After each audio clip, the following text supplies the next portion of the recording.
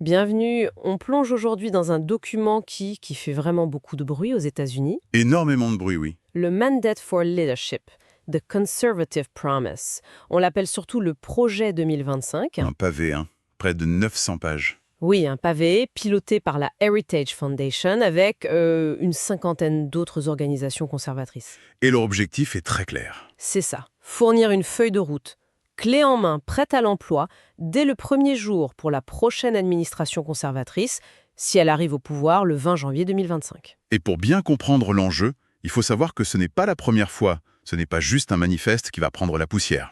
Non, il y a un précédent historique. Exactement. En 1981, la Heritage Foundation avait fait la même chose pour l'administration Reagan. Et ça avait marché. Le résultat est saisissant. À la fin de la première année de Reagan, plus de 60% des recommandations du document avaient été mises en œuvre. 60%, ça donne une idée très très concrète de l'impact potentiel. Absolument. Notre but aujourd'hui, c'est donc de décortiquer ce plan, de comprendre son architecture, sa philosophie. On va essayer de présenter le contenu tel qu'il est écrit, de manière neutre, sans prise de position. Tout à fait. Et la première chose à comprendre, c'est que ce n'est pas juste un livre. C'est un véritable écosystème, pensé pour une prise de pouvoir. Un écosystème. Oui, il y a 4 piliers. Le premier, bien sûr, c'est le livre. Cette fameuse promesse conservatrice, c'est le guide politique, le manuel détaillé, agence par agence. D'accord. Ça, c'est la stratégie, le quoi faire. Mais un plan sans les gens pour l'exécuter. Ça reste du papier. D'où les 3 autres piliers.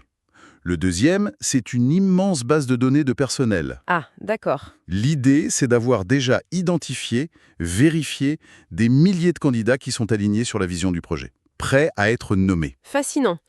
Donc, on a le manuel et les troupes. Et le troisième pilier, c'est la Presidential Administration Academy. C'est une sorte de camp d'entraînement en ligne pour former ses futurs cadres. On ne parle plus d'une simple transition politique, là, c'est une opération quasi militaire, quoi. Le mot n'est pas trop fort. Et la dernière pièce, c'est le playbook. Le livre de jeu. C'est ça. Le plan d'action des 180 premiers jours, ultra détaillé. Quelles décisions, quels décrets heure par heure. Le but, c'est un effet de choc, ne laisser aucun temps de réaction. Et tout ça est résumé par un axiome qu'on retrouve dans le texte. Personnel is policy. Le personnel, c'est la politique. Exactement.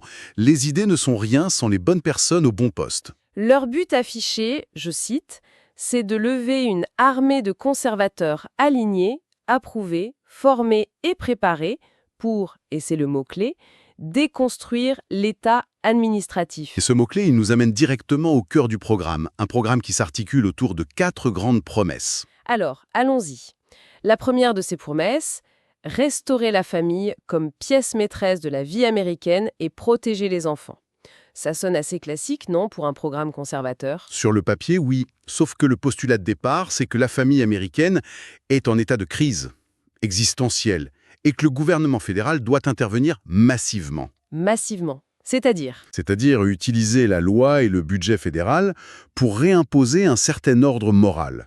Pour eux, la désintégration de la famille nucléaire est la cause de la plupart des problèmes sociaux. Et concrètement, ça se traduit par quelles mesures? Des mesures très directes.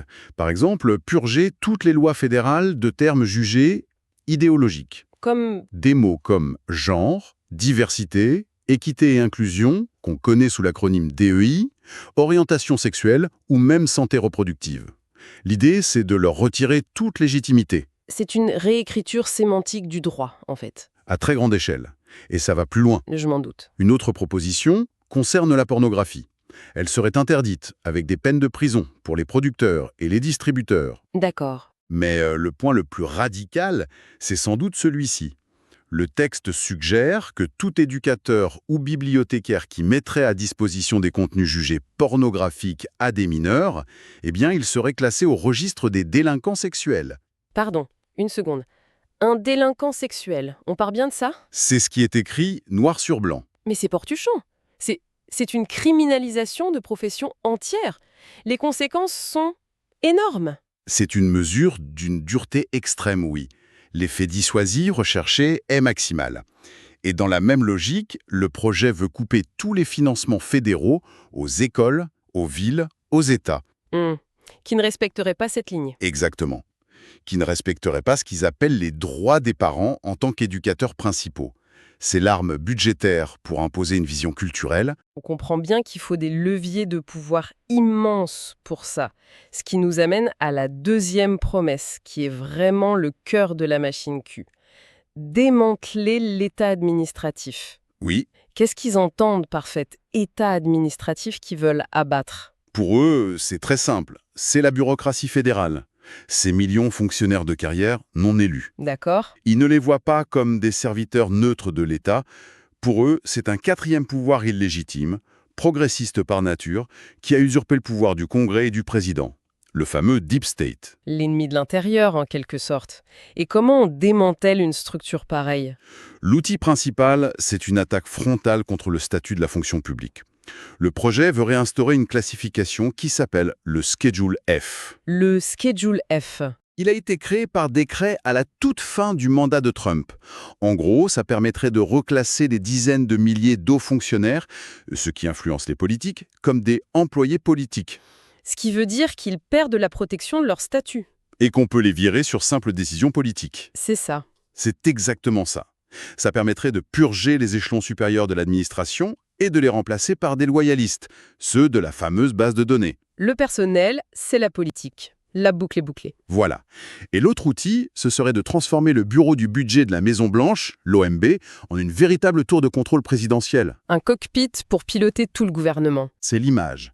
L'OMB contrôlerait non seulement les budgets, mais toutes les réglementations, toutes les nominations. L'objectif, c'est de court-circuiter toute résistance, une vision de concentration extrême du pouvoir exécutif. Une fois cet exécutif ultra puissant à l'intérieur, comment est-ce qu'il se projette à l'extérieur? On arrive à la troisième promesse, défendre la souveraineté, les frontières et les richesses de la nation. Et là, le mot d'ordre, c'est la rupture.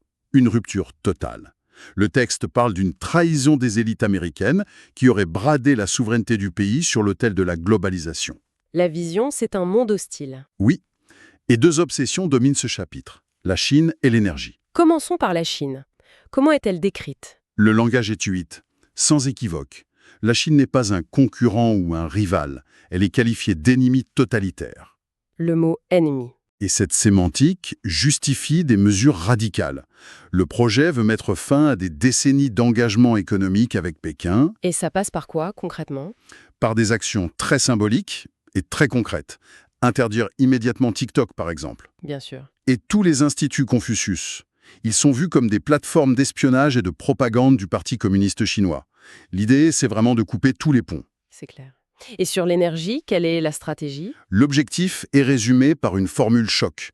La domination énergétique stratégique totale. Rien que ça. Ça veut dire libérer complètement la production nationale de pétrole et de gaz en levant toutes les réglementations environnementales. L'énergie, ce n'est plus un enjeu économique, c'est l'arme géopolitique principale des États-Unis. Promesse qui est beaucoup plus philosophique. Oui, presque spirituelle. Sécuriser les droits individuels donnés par Dieu de jouir des bienfaits de la liberté. Exactement. C'est le socle idéologique de tout le reste. Le document ancre cette promesse dans la déclaration d'indépendance, mais avec une interprétation très spécifique. De la poursuite du bonheur. C'est ça.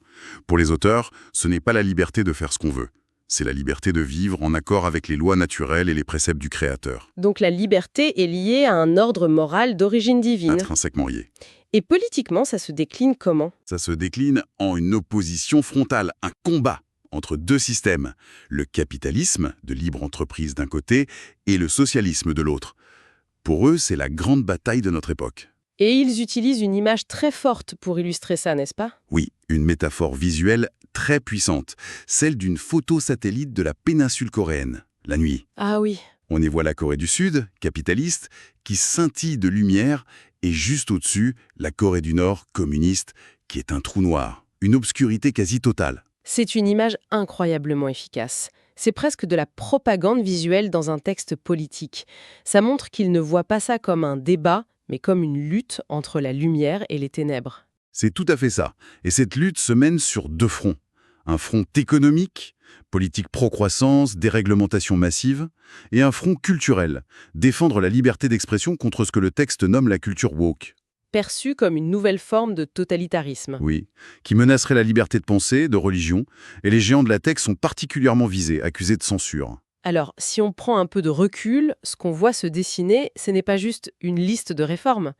C'est un plan cohérent, interconnecté, pour refonder la nature même du gouvernement américain. C'est une tentative de réingénierie de l'État, oui.